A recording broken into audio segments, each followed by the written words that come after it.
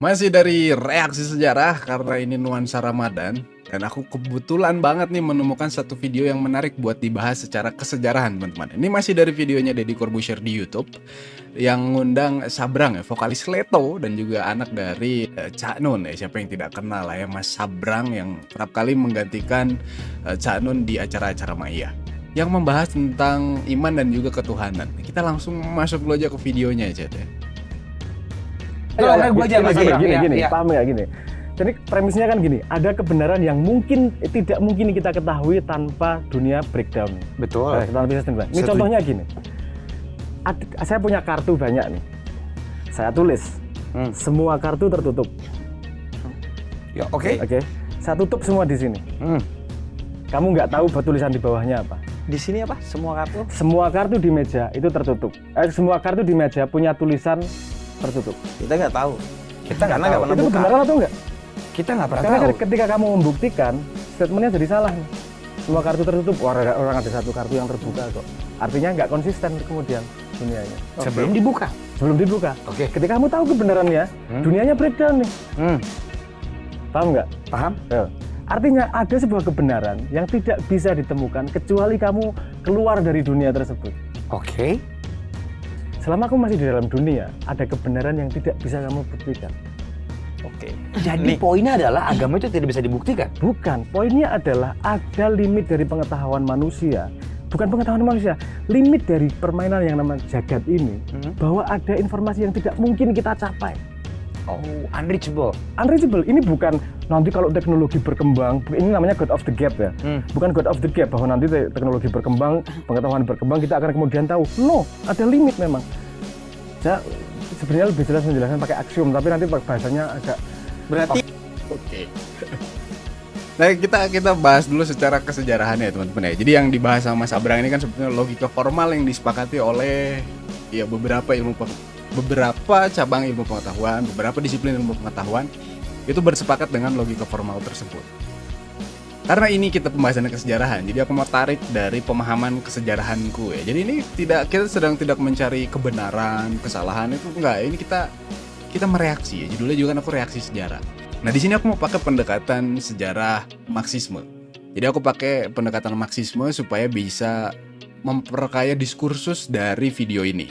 Jadi kalau dalam Marxisme itu materi adalah esensi dari realitas. Karena dari materi itu dia akan membentuk akal.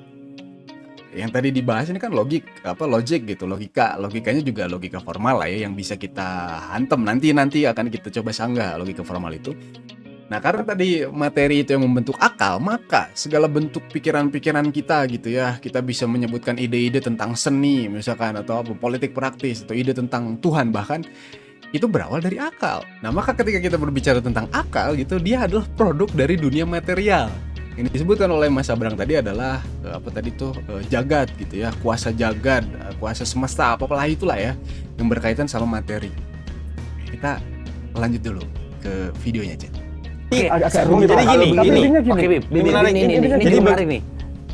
Ketika kartunya dibuka, gamenya bubar, kan? Karena seharusnya kartunya semua tertutup. Berarti kebenaran kan ada sesuatu yang jika itu dibuktikan, maka dunia ini bubar. kecuali kamu keluar dari dunia. Kecuali jadi gini, makanya enggak. Oke, jadi kita pause lagi dulu nih. Tadi ada satu statement mengatakan bahwa kecuali kita keluar dari dunia. Nah, di dalam sejarah itu kan ada 3 konsep penting ya. Kalau kita mau belajar sejarah harus paham dulu 3 konsep penting ini. Pertama adalah manusia, yang kedua adalah ruang, dan yang ketiga adalah waktu. Nah, nanti turunannya ini teorinya banyak. Ada teori siklus, teori linear, teori dialektik. Nah, yang hari ini akan kita bahas itu berkaitan sama teori dialektik atau dialektikanya Hegel. Ketika kita berbicara sejarah tadi berkaitan sama manusia, ruang, dan waktu, maka untuk membuktikan sesuatu di luar kuasa dari diri kita sebagai manusia, kita harus keluar dari ruang dan waktu. Dalam sejarah bisa jadi sejarah karena ada manusia, ada ruang, dan ada waktu. Kurang lebih gitu lah ya. Kita lanjut dulu aja ke videonya aja. Gua mau ngasih tambahan gua. Makanya misalnya nih ya, gua mau konfirmasi. Kalau di Islam itu ayat-ayat keimanan itu seringkali basic premisnya adalah man amana billah wal yaumil akhir. siapa yang beriman kepada Tuhan dan hari akhir. Artinya ketika lo beriman kepada Tuhan, Betul. maka buktinya Ada adalah di hari harus akhir. kiamat. Itu. Iya. Makanya itu ada di Quran. Cukup. Bisa dunianya. Oke. Man amana billah wal yaumil akhir. Menarik, maksudnya gini, kalau misalkan dilihat dari konteks kesejarahannya ya, kita balik lagi ke tadi ya, pendekatannya Marxian. Logika formal ini kadang menjebak kita, teman-teman. Ini sebetulnya terlihat dari penjelasannya Carl Linnaeus. Carl Linnaeus ini salah satu biolog asal Swedia. Dia kan ngomongin tentang klasifikasi. Klasifikasi, dia bikin ada namanya ordo, family, dan seterusnya. Aku agak-agak lupa ya, kayak ordo primata yang gitu-gitu. Itu kan dia ada keterbatasan, teman-teman, ketika Charles Darwin hadir dengan teori evolusinya. Darwin itu dia mengamati kalau ada satu tumbuhan yang secara bentuk itu mirip banget, tapi kok sama Linnaeus itu diklasifikasikan hal yang berbeda gitu. Nah, jadi dari adanya kecacatan dalam suatu logika formal yang disepakati, kemudian disitulah logika gerak atau dialektika ini dia berfungsi, teman-teman. Karena dia tidak melihat suatu hal itu dia diam aja gitu, statis, tapi dia itu dinamis. Dia konstan, terus bergerak. Nah, makanya kan Darwin juga akhirnya ngomongin kalau dalam gerak evolusinya Darwin itu kan dia ngomongin tentang kemampuan adaptasi. Jadi proses berubah. Dia dari awal itu nggak gitu-gitu terus gitu. Nah, dari situ kan Linnaeus jadinya kena kritik. Tapi ya namanya teori itu harus ada kesalahan, ada falsifikasi kalau kita pakai pendekatan lingkaran Wina. Di tahun 1902 itu kan hadir orang-orang lingkaran Wina yang mencoba mengkritik positivisme. Ada ungkapan dari Trotsky, aku lupa persisnya gimana, tapi kurang lebih Trotsky ngomong ini misal ya, ini yang dari gambaran Trotsky. Kamu beli gula atau beli beras gitu, beli apapun itu ya, beli beras 1 kilo di Bulog, itu bisa jadi beda beras 1 kilo di swalayan. Nah, takaran bedanya antara beras di Bulog dan beras swalayan itu bisa jadi dari memang hitungan yang berbeda, atau timbangannya, salah satu timbangannya itu dicurangin. Nah, maka logika formal ini gugur dengan sendirinya karena ada keterbatasan dari logika formal menjawab ketidaksiapan dari perbedaan yang hadir.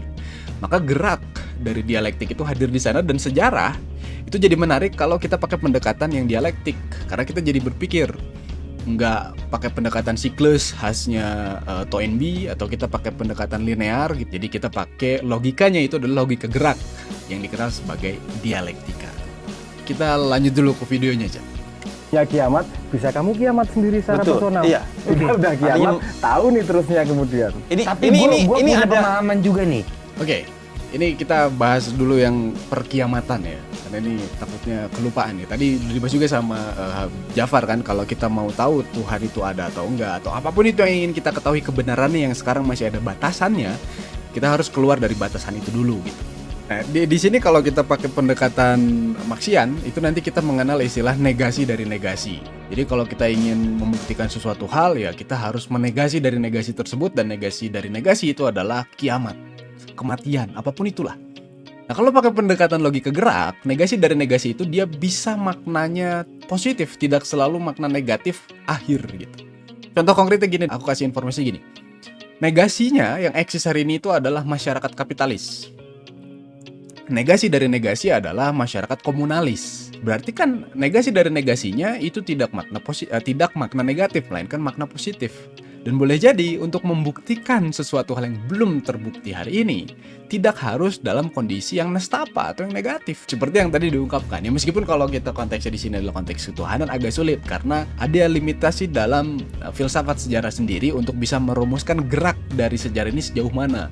Karena balik lagi, kalau kita berbicara tentang manusia, berbicara tentang sejarah umat manusia, keterbatasannya itu adalah manusia hanya bisa berhubungan dengan manusia karena ada di dalam ruang dan waktu sebagai dimensi yang tidak bisa dilepaskan dari manusia.